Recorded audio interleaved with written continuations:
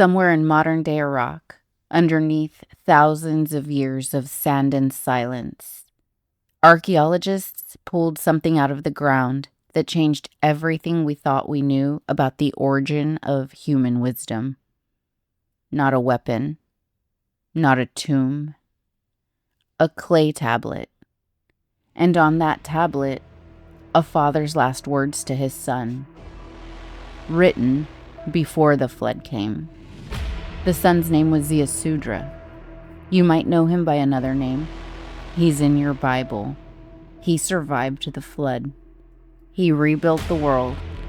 But before the waters rose, his father sat down and wrote. What he wrote is the oldest wisdom text ever discovered. It predates the Book of Proverbs by over 1,000 years. It predates the Torah. It predates almost everything we were ever taught came first. And almost nobody knows it exists. My name is Nikki. This is the Shadow Hour Report. And tonight, we go back to the source.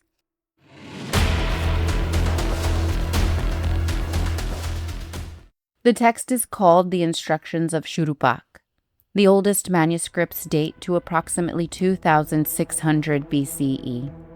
That is not a typo. 2600 years before the Common Era. Before Rome, before Greece, before Moses. A man named Shuruppak, son of Ubaratutu, king of the city that bears his name, is speaking to his son. He knows what's coming. The record is clear on this. Ziusudra, the one who will survive the flood, is the one receiving this wisdom. So what did a father say to the man who would carry humanity through the end of the world? Not prophecy, not ritual, not the name of a god to pray to. Practical wisdom. How to live, how to treat people, how to move through a community with integrity. Don't steal. Don't speak carelessly. Don't take what isn't yours. Protect your household. Honor your word. 4,000 years later, and it still reads like something your grandmother would tell you. But here's what the scholars will tell you. And I want to be straight with you about this because this channel doesn't hide the hard questions. There is debate about whether Shuruppak was a historical figure or a literary device. In most versions of the Sumerian king list, the ancient record of rulers before and after the flood, Ziusudra's father is listed as Ubaratutu. Shuruppak appears as a separate figure in only one manuscript. Some scholars believe his name may have been developed from an epithet, a title given to the father that later got recorded as a separate person. What does that mean for the text itself? Nothing. The wisdom still exists. The tablet still predates everything we were taught came first. And someone, whether they called him Shuruppak or something else, thought this wisdom was important enough to preserve, important enough to attach to the most significant moments in human memory. The last words before the flood. That's not nothing. That is everything. What strikes me every time I sit with this text isn't that it's not religious, it's not mythical, it's just how to be a good person. Someone thought that that was worth carving into clay thousands of years ago, before the world ended. If you knew disaster was coming, what would you want to write down? What would you save? What would you want to share with the humanity that you know is going to exist after? And you're not going to be part of that. I'll see you in Act 2. If you haven't already, guys, hit the like and subscribe buttons. I really appreciate it. Bring your opinions and thoughts down to the comments below. If the Instructions of Shuruppak tells us what one man chose to preserve, the Apkallu tradition tells us something bigger. You met the 7 sages in an earlier episode. The Apkallu, the ones the Sumerian record describes as existing before the flood. Divine or semi-divine beings sent from the Absu, the sacred underground waters, to bring the arts of civilization to humanity. Writing, agriculture, architecture, law, music, metalworking, not discovered, not invented by trial and error. According to the oldest Sumerian texts, transmitted deliberately from a source that understood what humanity would need to survive and build. And here is where the record gets specific, in a way that most people never hear about. A Babylonian priest named Berossus, writing in the 3rd century BCE, recorded something that had been passed down through the Mesopotamian tradition for thousands of years before him. He wrote that before the flood, the knowledge of civilization was deliberately written down and buried at Sippar, an ancient Sumerian city, so that it could be recovered after the waters receded. Let me say that again. They knew the flood was coming, and they buried the knowledge, not in a temple, not in a palace, in the ground, hidden and waiting. The Instructions of Shuruppak and the Apkallu tradition are doing the same thing. One is a father preserving wisdom for his son.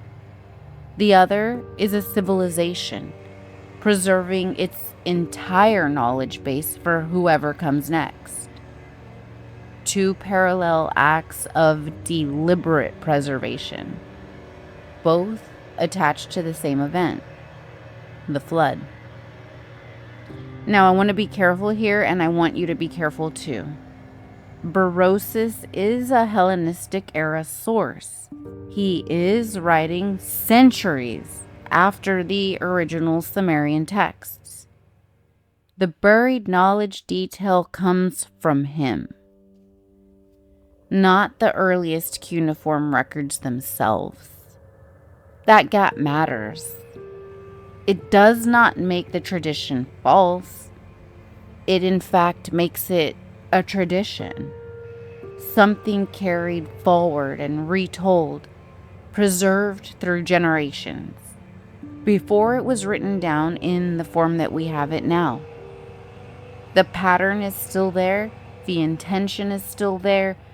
Before the world ended, someone made sure the knowledge survived.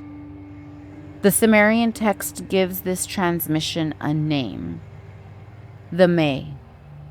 Divine laws encoding every aspect of civilization.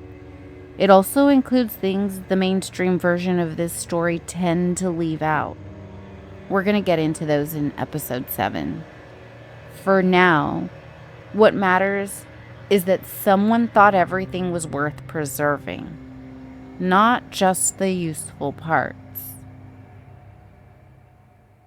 This is the part that gets me, because whether you believe that these were literal events or mythological framework, the impulse is the same. Someone saw catastrophe coming and said, this can't be forgotten. What they wrote down and what they chose to not write down for just anyone, that question is going to matter a lot more by the time we get to episode 7. Stay with me.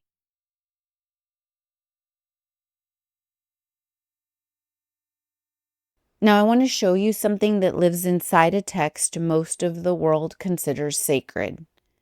And I want to show it to you not to challenge that, but because what's in here changes the entire picture of where these traditions came from. The Book of Deuteronomy, chapter 32, verses 8 and 9. In the oldest available manuscripts, including the Dead Sea Scrolls, this passage reads, "When the Most High gave the nations their inheritance, when he divided all mankind, he set the boundaries of the peoples, according to the number of the sons of God. For Yahweh's portion is his people, Jacob his allotted heritage." Read that slowly. The Most High, a title, not a name, divides the nations. He assigns them to the sons of God, plural, a council, each divine being receiving a nation as their portion. And Yahweh, the God of Israel, receives his portion too, from someone above him. This is not fringe scholarship. This is not conspiracy theory. This is a mainstream, credentialed biblical scholar named Michael Heiser, PhD in Hebrew Bible and Semitic languages from the University of Wisconsin, making the argument that the Hebrew Bible itself, read in its ancient Near Eastern context, describes a divine council structure, the same structure that existed in Sumerian cosmology thousands of years before Deuteronomy was written.